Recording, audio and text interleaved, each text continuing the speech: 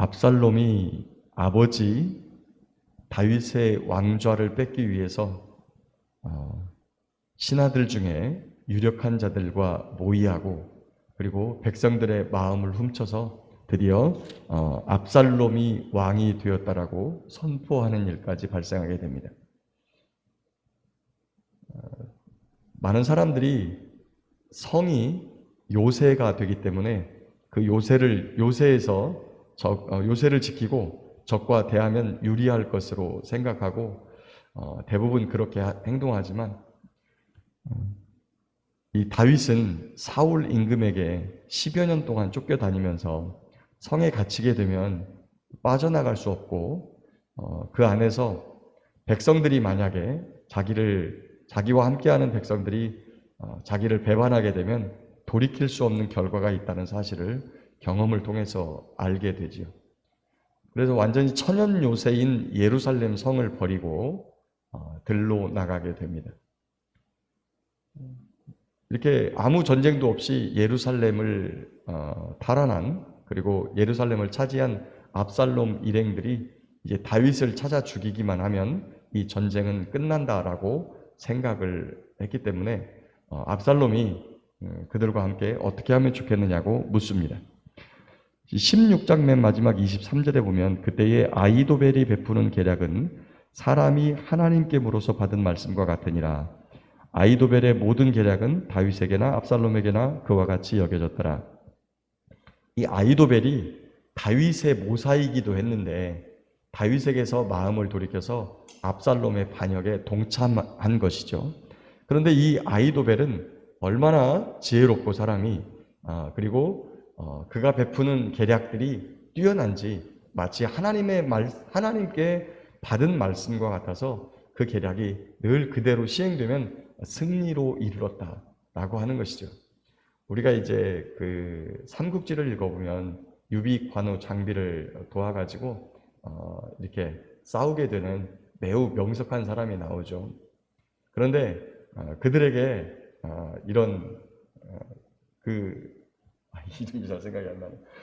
그런 분이 있었다면 다윗의 왕과에는 아히도벨이란 분이 있었던 거예요. 그러니까 다윗이 어디로 가든지 이기게 하셨는데 그 이김이 이 아히도벨이란 사람을 붙여서 하나님께서 전쟁에서는 늘 계략과 또 명석함을 통해서 이기는 거거든요. 이 힘이 있다고 늘 이기는 게 아니고 좋은 계략들이 늘 있어야 합니다. 그런데 왜 이 아히도벨이 그러면 다윗의 이렇게 모사였던 아히도벨이 어째서 다윗을 배반하고 압살롬의 반역에 동참했을까? 그가 누구냐면 밧세바의 할아버지입니다. 밧세바의 할아버지. 무슨 말씀인 줄 아시겠죠? 밧세바가 비록 다윗의 아내가 되어 왕궁으로 들어갔지만 자기의 손부, 그러니까 손자 사위인 우리야를 살해한 것이 왕이라는 사실을 이 아히도벨이 알았다고 하는 겁니다.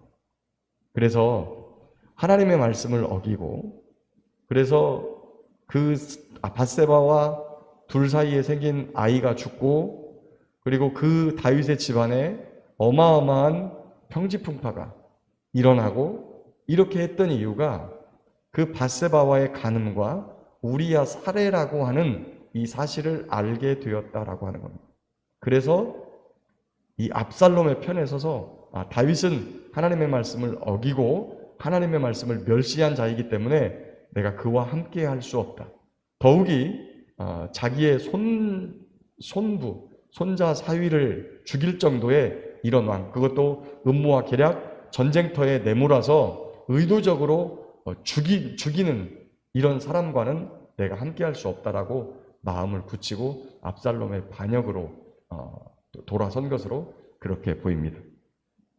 그래서 아히도벨에게 계략을 물으니까 매우 좋은 계략을 아히도벨이 다윗 왕만 죽이면 된다. 이 전쟁은 다윗 왕 한 사람에게 달린 것이니까 그만 죽이면 전쟁이 끝난다라고 물었어요. 그런데 이 좋은 계략을 놔두고 압살롬이 후세를 부릅니다. 후세가 누굽니까? 원래 다윗의 친구였습니다. 다윗을 따라가려고 했으나 다윗이 네가 압살롬에게로 가라. 그래서 압살롬이 어떤 아이도벨이 꾀를 베풀 때에 네가 같이 가서 그 꾀를 무력화시켰으면 좋겠다라고 하는 위장으로 압살롬의 진영으로 보냅니다. 그 누구보다도 후세의 성품을 잘 알고 있었을 이 압살롬과 그의 사람들이 이 후세의 위장 그 항복을 위장 전향을 의심스럽게 바라보고 있죠. 그래서 그 좋은 계략을 놔두고 후세를 부른 이유는 후세를 떠보는 겁니다.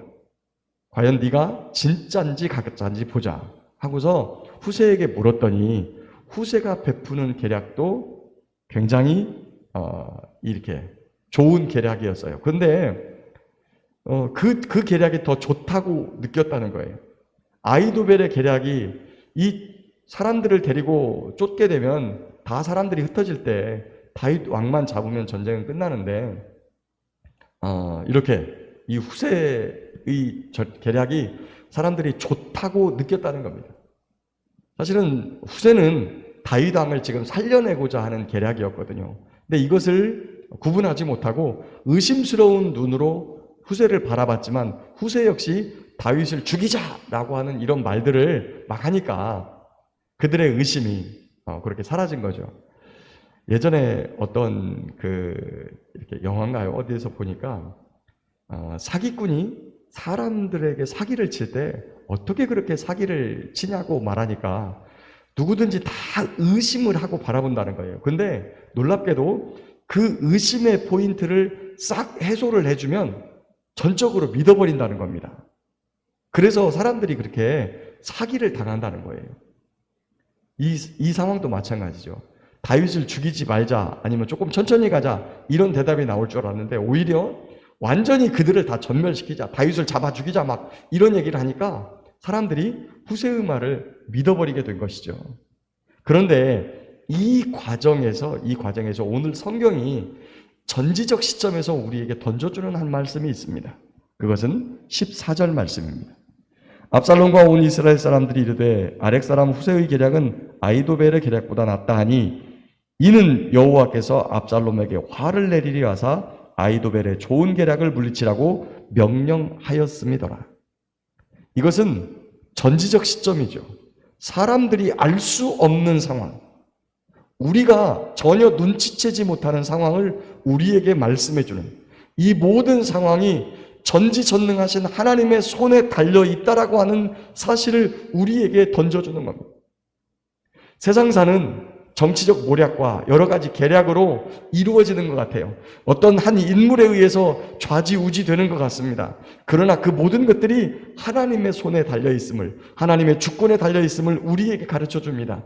그런데 그 하나님의 주권이 누구를 위해 작동되느냐? 이 말씀 안에는 다윗이라는 단어가 없어요.